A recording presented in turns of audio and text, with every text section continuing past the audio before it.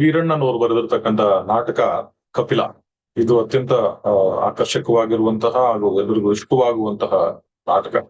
ಹೇಗೆ ವರ್ಣ ವ್ಯವಸ್ಥೆಯಲ್ಲಿ ಒಂದು ರೀತಿ ನೊಂದು ನರಳದಂತಹ ಒಂದು ಪಾತ್ರ ಕಪಿಲಂದು.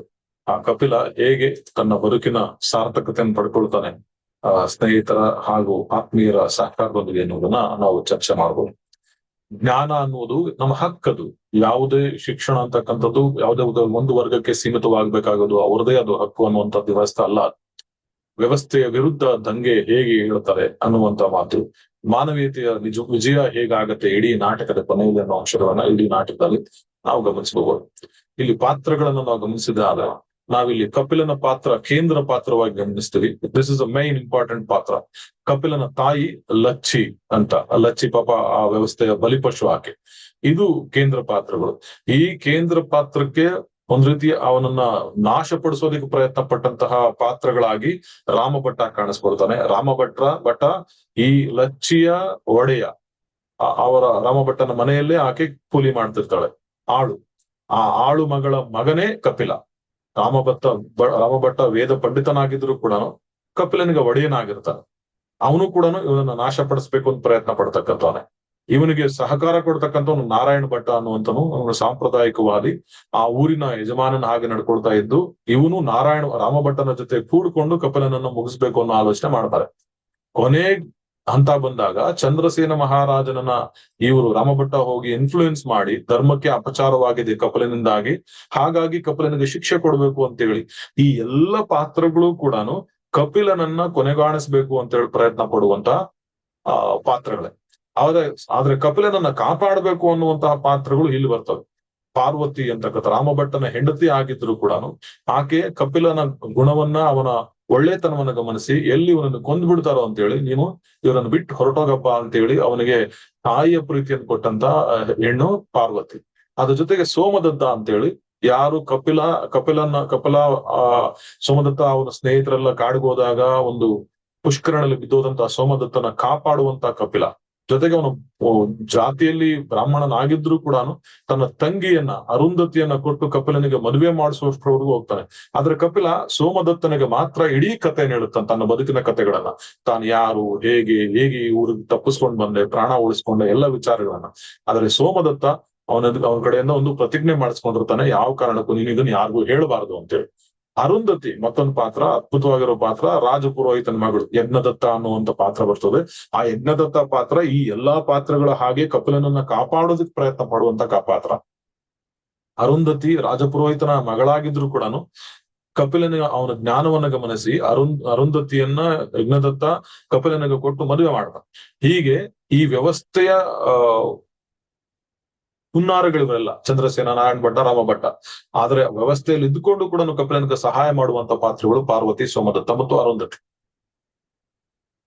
ಕಪಿಲ ಅಂತ ವಿಚಿತ್ರವಾಗಿರ್ತಕ್ಕಂಥ ಹುಡುಗ ಅಂದ್ರೆ ಅವನು ಸಿಕ್ಕಾಪಡೆ ಮುಗ್ಧ, ಅದ್ಭುತವಾಗಿರ್ತಕ್ಕಂಥ ಜ್ಞಾನಿ. ಅವನಿಗೆ ಅವನದೇ ಆಗಿರ್ತಕ್ಕಂಥ ಧೈರ್ಯ ಇರ್ತದೆ. ಅವನ ಹಿನ್ನೆಲೆ ಗಮನಿಸಿದಾದ್ರೆ ಬರೀ 18 ವರ್ಷದ ಮುಗ್ಧ ಆಳು ಮಗಳ ಮಗ. ಒಡೆಯನ ಮನೇಲಿ ಇರ್ತಾನೆ.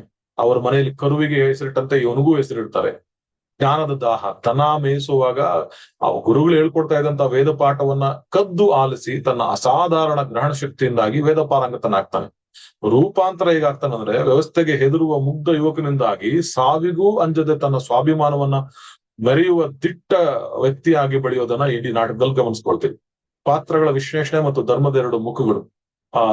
ಪ್ರಾತಿನಿಧಿಕವಾಗಿ ಸಾಂಸ್ಥಿಕ ಧರ್ಮ ಮತ್ತು ಮಾನವೀಯ ಧರ್ಮ ಅನ್ನೋ ವಿಚಾರಗಳನ್ನು ಗಮನಿಸಿದಾಗ ಸಾಂಸ್ಥಿಕ ಧರ್ಮದ ಪ್ರತಿನಿಧಿಗಳಾಗಿ ನಾರಾಯಣ ಭಟ್ಟ, ಚಂದ್ರಸೇನ ಮಹಾರಾಜರು ಕಾಣಿಸ್ಕೊಳ್ತಾರೆ. ಮಾನವೀಯ ಧರ್ಮದ ಪ್ರತಿನಿಧಿಗಳಾಗಿ ಪಾರ್ವತಿ ಮತ್ತು ಅರುಂಧತಿಯಂತಹ ಸ್ತ್ರೀ ಶಕ್ತಿಗಳು ಕಾಣ್ತವೆ. ಮೂಲ ಪ್ರೇರಣೆ, ನಿಯಮ, ಮಡಿವಂತಿಕೆ, ವರ್ಣಸಂಕರದ ಭಯ ಮತ್ತು ಅಧಿಕಾರದ ರಕ್ಷಣೆ ಇವೆಲ್ಲವೂ ಇಲ್ಲಿ ಕೆಲಸ ಮಾಡ್ತವೆ. ಆದ್ರೆ ಮಾನವೀಯ ಧರ್ಮದಲ್ಲಿ ಕರುಣೆ, ಮಾತೃತ್ವ, ಪ್ರೀತಿ ಮತ್ತು ಸಮಾನತೆ ಹೆಚ್ಚಾಗಿ ಕಾಣಿಸ್ತದೆ. ಕಪಿಲನಿಗೆ ನೀಡಿದ ಪ್ರತಿಕ್ರಿಯೆ ಹೇಗಿರ್ತದೆ ಸಾಂಸ್ಥಿಕ ಧರ್ಮದಲ್ಲಿ ಅಂದ್ರೆ ಅತ್ಯಂತ ಕ್ರೂರವಾಗಿರುವ ಶಿಕ್ಷೆ. ನಾಲಿಗೆಯನ್ನ ಸೀಳಿ ಕಿವಿಗೆ ಕಾದ ಸೀಸವನ್ನ ಬಿಡುವಂತಹ, ಕಣ್ಣುಗಳನ್ನು ಕೀಳಿಸುವಂತಹ ಆದೇಶವನ್ನು ಹೊರಡಿಸ್ತಾರೆ ಸಾಂಸ್ಥಿಕ ಧರ್ಮ.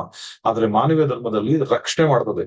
ಸ್ವಂತ ಪ್ರಾಣ ಮತ್ತು ಸ್ಥಾನಮಾನಗಳ ಹಂಗು ತೊರೆದು ಕಪಿಲನನ್ನು ವ್ಯವಸ್ಥೆಯಿಂದ ಪಾರು ಮಾಡುವಂತ ಕೆಲಸನ ಅರುಂಧತಿ ಮುಖಾಂತರ ಮಾಡಿಸುತ್ತೆ. ಇದು ಮಾನವೀಯ ಧರ್ಮ, ಇದು ಸಾಂಸ್ಥಿಕ ಧರ್ಮ. ಜ್ಞಾನದ ಕಳ್ಳತನ ಮತ್ತು ಸಂಘರ್ಷ. ಜ್ಞಾನಾರ್ಜನೆಗೆ ಮೇಲ್ಜಾತಿಯವರು ಮಾತ್ರ ಅರ್ಹರು ಅಂತಕ್ಕಂಥದ್ದು. ಅದಾದ್ಮೇಲೆ ಬಹಿರಂಗಗೊಳ್ಳುವಂಥದ್ದು. ಅವನು ಹೇಗೆ ಪಾಪ ಇನ್ನೊಬ್ರು ಯಾರೋ ವಿದ್ಯಾರ್ಥಿಗಳು ಹೇಳ್ತಾ ಇದ್ದಂತ ಕಥೆನ ಅವನು ಅದಲ್ಲ, ಅದು ತಪ್ಪು, ಹೀಗೆ ಏನೋ ತಿದ್ದೋದಕ್ಕೆ ಹೋಗಿ ಸಿಕ್ಕಾಕೊಳ್ತಾನೆ. ಮತ್ತೆ ಒಬ್ಬ ಶೂದ್ರನೊಬ್ಬ ಇದನ್ನೆಲ್ಲ ಕಲ್ತಿದ್ದಾನೆ ಅಂತೇಳಿ ಅವನಿಗೆ ಶಿಕ್ಷೆ ಕೊಡುವಂತ ಪರಿಸ್ಥಿತಿಗೆ ಹೋಗ್ತಾನೆ. ಪಲಾಯನ ಮತ್ತು ಹೊಸ ಬಂಧ. ತಾಯಿಯ ಕರುಣೆ, ಪಾರ್ವತಿಯ ಸಹಕಾರದಿಂದಾಗಿ ಅವನು ಮನೆ ಬಿಟ್ಟು ಹೊರಡ್ತಾನೆ. ಜೊತೆಗೆ ಹೊಸ ಸ್ನೇಹಿತರು, ಕಾಡಲ್ಲಿ ಸಿಕ್ಕಂತ ಸೋಮದತ್ತ ಹಾಗೂ ಅವನ ಸ್ನೇಹಿತರಾಗಿ ಅವ್ರ ಮನೆಗೆ ಹೋಗ್ತಾನೆ. ರಾಜ್ಯಸಭೆಯ ವಿಚಾರಣೆಗೆ ಸಂಬಂಧಪಟ್ಟ ಗಮನಿಸಿದಾದ್ರೆ ಕಪಿಲನನ್ನ ಬಂಧಿಸ್ತಾರೆ. ಬಂಧಿಸಿ ಅವನನ್ನ ಚಂದ್ರಸೇನ ಮಹಾರಾಜನ ಕರ್ಕೊ ಬಂದು ರಾಜ ಪುರೋಹಿತನ ಮಗಳನ್ನ ಮದುವೆ ಆಗಿರೋದ್ರಿಂದ ಇದು ವರ್ಣಸಂಕರವೂ ಹೌದು, ಹಾಗಾಗಿ ಶಿಕ್ಷೆ ಕೊಡಬೇಕು ಅನ್ನೋ ಅಂಶಗಳನ್ನ ಹೇಳಿ ಅವನಿಗೆ ಶಿಕ್ಷೆ ಕೊಡಿಸೋದಕ್ಕೆ ತಯಾರು ಮಾಡ್ತಾರೆ. ಸತ್ಯದ ಪರ ನಿಂತ ಸೋಮದತ್ತನ್ಗೆ ಆಶ್ಚರ್ಯ ಆಗತ್ತೆ. ಕಪಿಲ ತಪ್ಪು ಮಾಡ್ಲಿಲ್ಲ, ತಪ್ಪು ಮಾಡಿದ್ ನಾನು. ತಂದೆಗೆ ನಾನೇ ಹೇಳಿದ್ದೆ ಅವನಿಗೆ ಯಾವ ಕಾರಣಕ್ಕೂ ಯಾರಿಗೂ ಹೇಳ್ಬಾರ್ದು ಅಂತೇಳಿ. ಹಾಗಿದ್ರೂ ಕೂಡ ಅವನಿಗೆ ಕ್ರೂರವಾಗಿರ್ತಕ್ಕಂಥ ತೀರ್ಪನ್ನು ಕೊಟ್ಟು ಅವನನ್ನ ಕಣಿವೆಗೆ ಕರ್ಕೊಂಡೋಗಿ ಅಮಾನವೀಯ ಕಣ್ಣನ್ನ ಕೀಳಿ ಅವನಿಗೆ ಆಳಕ್ಕೆ ಬಿಸಾಕಿ ಸಾಯಿಸ್ಬೇಕು ಅನ್ನುವಂತಹ ಆದೇಶವನ್ನು ಕೊಡ್ತಾರೆ. ಅಧಿಕಾರದ ಬುಡುಮೇಲಾಗತ್ತೆ. ನಕಲಿ ದ್ವೇಷ. ಅರುಂಧತಿ ಕಪಿಲನ ಮೇಲೆ ವಿಪರೀತವಾಗಿರ್ತಕ್ಕಂಥ ದ್ವೇಷ ಇದೆ ಅನ್ನೋದನ್ನ ಒಂದ್ ರೀತಿ ನಕಲಿಯಾಗಿ ತೋರಿಸ್ತಾಳೆ. ನಿಜ ಅಲ್ಲ. ಎಲ್ರಿಗೂ ಅನ್ಸುತ್ತೆ, ಅಪ್ಪ ಇಷ್ಟು ಪ್ರೀತಿ ಮಾಡಿ ಮದುವೆ ಆದಂತಹ ಅರುಂಧತಿಗೆ ಇಷ್ಟೊಂದು ಕೋಪ ಯಾಕೆ ಬಂತು. ಸ್ವಂತ ತಂದೆಯೇ ಆಶ್ಚರ್ಯ ಪಡ್ತಾನೆ, ಇದ್ಯಾಗುಳಾಕ್ ಹಿಂಗ್ ಆಗ್ಬಿಟ್ಲು. ಅಥವಾ ರಾಜ ತನ್ನ ಅರಮನೆಯಲ್ಲಿ ಇಟ್ಕೊಳ್ತಾನೆ ಅಂತ ಹೇಳಿದ ತಕ್ಷಣ ಆಸೆ ಪಟ್ಬಿಟ್ಲ ಅನ್ನೋ ತರದ ಅನುಮಾನ ಬರುತ್ತೆ. ವ್ಯವಸ್ಥೆಯ ಮೌಢ್ಯ. ರಾಜ ಮತ್ತು ಆಸ್ಥಾನದಲ್ಲಿ ಗೌರವದ ಪ್ರಶ್ನೆ, ಧರ್ಮದ ರಕ್ಷಣೆ ಇದೆಲ್ಲ ಕೇಳಿ ಕನ್ಫ್ಯೂಸ್ ಮಾಡಿಸ್ತಾರೆ. ತಂತ್ರದ ಯಶಸ್ಸು. ಕಾಡಿಗೆ ಹೋದಂತ ಅರುಂಧತಿ ರಾಜಭಟ್ರಿಗೆ ಪ್ರಜ್ಞೆ ತಪ್ಪುವಂತ ಆಹಾರವನ್ನು ಕೊಟ್ಟು ಅಲ್ಲಿಂದ ತಪ್ಪಿಸ್ಕೊಂಡು ಅವರಿಬ್ರು ಬೇರೆ ಮಾರ್ಗವಾಗಿ ಪ್ರೀತಿಯನ್ನ ಹುಡುಕ್ತಾ ಹೋಗ್ತಾರೆ. ಎಷ್ಟು ವ್ಯವಸ್ಥಿತವಾಗಿರ್ತಕ್ಕಂಥ ಮಾತು ಹೇಳ್ತಾಳೆ ಅಂದ್ರೆ ಸತ್ಯದ ಅನಾವರಣ. ಅರುಂಧತಿ ಕಪಿಲನ ಮೇಲೆ ತನ್ನ ನಿಜವಾಗಿರ್ತಕ್ಕಂಥ ಪ್ರೀತಿಯನ್ನು ತೋರಿಸ್ತಾಳೆ. ಜೊತೆಗೆ ವ್ಯವಸ್ಥೆ ತಿರಸ್ಕರಿಸ್ತಾಳೆ. ಎಂತ ಕ್ರೂರವಾಗಿರ್ತಕ್ಕಂಥ ಸಮಾಜ ಇದು. ಈ ಸಮಾಜವನ್ನು ನಾವು ತಿರಸ್ಕರಿಸಿ ಬದುಕಬೇಕು ಅಂತ ಹೇಳಿ ಹೊಸ ಬದುಕಿನ ಕಡೆಗೆ ಪ್ರಯಾಣ ಬೆಳೆಸೋಣ. ಜಾತಿ, ಧರ್ಮ, ವರ್ಣ ಇದು ಯಾವಾಗ್ಲೂ ಬೇಡ ನಮ್ಗೆ ಅನ್ನೋದನ್ನ ಹೇಳ್ಕೊಡುವಂತ ಕಾನ್ಸೆಪ್ಟ್ ಆಗುತ್ತೆ. ನಾಟಕದ ಒಳನೋಟವನ್ನ ಅಥವಾ ಸಂಸ್ಕೃತಿಯನ್ನು ಗಮನಿಸಿದಾದ್ರೆ ಜ್ಞಾನ, ಪ್ರೀತಿ, ಸಮಾನತೆ ಇವುಗಳನ್ನ ಪ್ರಧಾನವಾಗಿ ಇಟ್ಕೊಂಡಿದ್ರೆ ನಮ್ಗೆ ಮುಕ್ತಿ ಪ್ರಾಪ್ತವಾಗುತ್ತೆ. ಅದ್ಭುತವಾಗಿರ್ತಕ್ಕಂಥ ಚಿಂತನೆಯಲ್ಲಿ ಗಮನಿಸ್ಕೋಬಹುದು.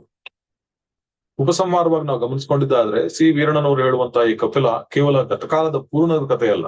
ಇದು ಮಾನವ ಘನತೆಗಾಗಿ ನಡೆಯುವ ನಿರಂತರ ಹೋರಾಟ ಮತ್ತು ಮೌಢ್ಯವನ್ನು ಸುಟ್ಟು ಹಾಕುವ ಪ್ರೀತಿಯ ಕ್ರಾಂತಿಕಾರಿ ಶಕ್ತಿಯನ್ನು ಪ್ರತಿಫಲಿಸುವ ಕಾಲಾತೀತ ಕನ್ನಡಿ ಇದ್ದ ಹಾಗೆ. ಅದ್ಭುತವಾಗಿರ್ತಕ್ಕಂಥ ವಿಚಾರಗಳನ್ನ ಇಲ್ಲಿ ಮಂಡಿಸುವಂತ ಪ್ರಯತ್ನವನ್ನು ಕೂಡ ಕಪಿಲ ನಾಟಕದಲ್ಲಿ ನಾವು ಗಮನಿಸ್ಕೊಳಕ್ ಸಾಧ್ಯ ಆಗತ್ತೆ. ಇನ್ನೊಂದು ವಿಚಾರವನ್ನ ನಾನು ನಿಮ್ಗೆ ಪರಿಚಯ ಮಾಡಿಸ್ತೀನಿ. ಒಂದ್ ಸೆಕೆಂಡ್. ಇದರಲ್ಲಿ ಈ ಒಂದು ಸ್ಲೈಡ್ ನ ಗಮನಿಸಿದಾಗ್ಲೂ ಕೂಡ ನಮ್ಗೆ ಹೇಗೆ ಕಪಿಲ ನಾಟಕ ಅನ್ನುವಂಥದ್ದು ನಮ್ಗೆ ಒಂದು ಸಣ್ಣ ಹರಿವಾಗಿ ಕಾಣುತ್ತೆ ಅಂತ. ಪಾತ್ರಗಳ ಸಂಬಂಧ ಮತ್ತು ಕಥಾಹರಿವು, ಪಾತ್ರಗಳ ಸಂಬಂಧ, ಕಪಿಲ ಮತ್ತು ಲಚ್ಚಿ ಅದು ಲಕ್ಷ್ಮಿ ಆಗತ್ತೆ.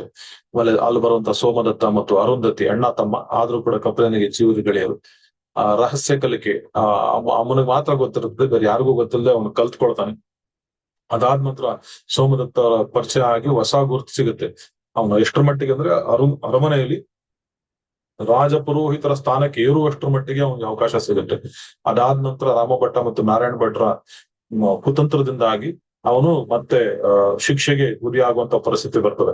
ಇಲ್ಲಿ ಪಾರ್ವತಿ, ಚಂದ್ರಸೇನ, ಯಜ್ಞದತ್ತ ಇವರೆಲ್ಲರೂ ಕೂಡ ಪ್ರಧಾನವಾಗಿರ್ತಕ್ಕಂತಹ ವ್ಯಕ್ತಿಗಳೇ. ಪಾರ್ವತಿ ರಾಮಭಟ್ಟನ ಪತ್ನಿ. ಆದ್ರೆ ಕಪಿಲನಿಗೆ ಅಲ್ಲಿಂದ ತಪ್ಪಿಸ್ಕೊಳಕ್ ಸಹಾಯ ಮಾಡ್ತಾಳೆ. ಚಂದ್ರಸೇನ ಸಮಾಜದ ನಿಯಮಗಳಿಗೆ ಅನುಸಾರವಾಗಿ ಕಪಿಲನಿಗೆ ಶಿಕ್ಷೆ ಕೊಡ್ತಾನೆ. ಯಜ್ಞದತ್ತ ರಾಜ ಪುರೋಹಿತನಾಗಿದ್ರು ಕೂಡ ಸೋಮದತ್ತ ಮತ್ತು ಅರುಂಧತಿಯ ತಂದೆ ಆಗಿರ್ತಾನೆ. ಕೊನೆಗೆ ಸತ್ಯದ ಅನಾವರಣ ಮತ್ತು ವಿಮೋಚನೆ. ನಿಜ ಗುರುತು ಬಯಲಾದಾಗ ಹೇಗೆ ಶಿಕ್ಷೆಗೆ ಒಳಗಾಗ್ತಾನೆ. ಶಿಕ್ಷೆಗೆ ಒಳಗಾದಂತ ಕಪಿಲ ಮತ್ತೆ ಅರುಂಧತಿಯ ಯೋಜನೆಯೊಂದಿಗೆ ಹೇಗೆ ತಪ್ಪಿಸಿ ಕಾಡಿನಲ್ಲಿ ಬೇರೆದೇ ತರದ ಬದುಕೋದಕ್ಕೆ ಹೋಗ್ತಾರೆ ಅಂತ. ಇಡೀ ಕಥೆಯ ಸಾರಾಂಶವನ್ನ ಈ ಒಂದು ಪೋಸ್ಟ್ ತಿಳಿಸುವಂತ ಪ್ರಯತ್ನ ಮಾಡುತ್ತೆ. ಇದು ನಿಮ್ಮ ಅಧ್ಯಯನದ ದೃಷ್ಟಿಯಿಂದ ಒಂದಷ್ಟರ ಮಟ್ಟಿಗೆ ಸಹಾಯ ಆಗ್ಬೋದು ಅನ್ನುವಂಥದ್ದು ನನ್ನ ಪ್ರಯತ್ನ ಅಷ್ಟೇ. ಇದು ಸಿ ವೀರಣ್ಣನವರ ನಾಟಕ ಕಪಿಲ.